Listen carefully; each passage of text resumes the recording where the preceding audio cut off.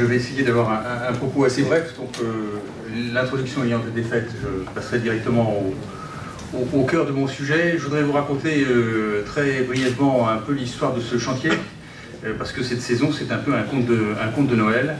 Et pourtant, ça avait très très mal commencé. On nous a soumis à un problème qui était assez redoutable. Transformer un bâtiment militaire dont on ne connaissait que l'adresse en internat, sachant que les militaires ne sont soumis à aucune des règles auxquelles ils sont soumis à l'internat, qu'ils devaient partir le 14 juillet et qu'impérativement, bien sûr, l'internat devait ouvrir le 3 septembre. Donc ma première réaction, que je pensais assez saine, était de dire à votre prédécesseur que bien sûr c'était impossible, et que nous ferions mieux d'utiliser nos modestes moyens à faire autre chose. Il m'a simplement demandé de lui dire comment nous pourrions réaliser cela. Alors déjà, il faut savoir qu'une opération classique, entre le moment où on définit ce que l'on veut, le programme, on recrute un architecte, on lui fait faire un projet technique, on sélectionne une entreprise qui réalise les travaux. Entre-temps, il faut bien sûr avoir toutes les autorisations. En général, il faut déjà plus d'une année. Donc là, c'était quelque chose de totalement impossible. Et pourtant, nous avons effectivement livré le bâtiment en temps et en heure. Alors, ce petit miracle était possible grâce à trois conditions remplies. La première, on y a déjà fait allusion tout à l'heure, c'est effectivement de prendre le pari de tous travailler ensemble, simultanément.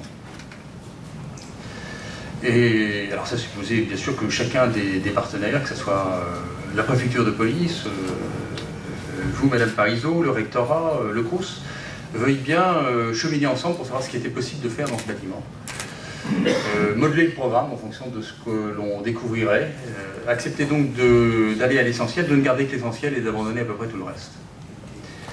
Donc c'est quelque chose qu'on retrouve assez rarement dans un projet, mais qui a ici parfaitement bien fonctionné.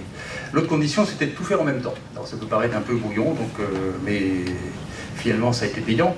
Nous avons commencé par recruter une architecte, Madame Lacagne, sans lui dire exactement ce qu'elle aurait à faire. Une entreprise qui n'en savait guère plus, et qui acceptait de jouer le jeu. Et donc le programme, le projet technique et sa réalisation ont cheminé comme ça de conserve.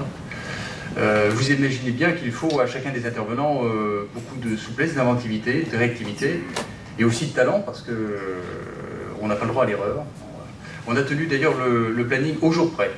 Autant dire qu'on n'avait pas un jour de retard, mais on n'avait pas non plus un jour d'avance. Donc c'était, comme vous dites, un peu stressant. Mais c'était très très très dynamique. C'est la première fois moi, que je réalisais une affaire comme ça. Je ne suis pas sûr de pouvoir le refaire 2 fois.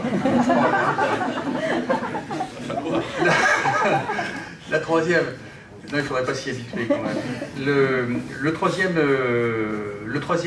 miracle, c'est que bien sûr, même tout ça réuni, nous ne serions pas arrivés à nos fins en 2 mois. Surtout l'été, faire des travaux l'été, quand les entreprises ont le droit de prendre des congés, c'était quand même peu raisonnable. Et là, j'aimerais beaucoup remercier le ministère de la Défense et donc le ministère à travers notamment le général Xavier Bellon qui nous a accompagnés tout au long de ce projet. D'abord, ils ont accepté qu'on vienne regarder leur bâtiment alors qu'il était occupé, donc on a fait des diagnostics. Les diagnostics, c'est pas une simple visite, on gratouille un peu partout, on dérange tout le monde. Ils ont aussi accepté dans leur cours pour y mettre nos installations.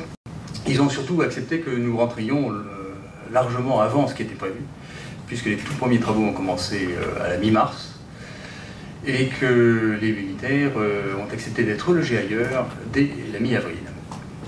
Donc il a fallu négocier, trouver, et tout le monde y a mis du sien. Et sans ces conditions réunies, bien sûr, nous ne serions pas là ce soir.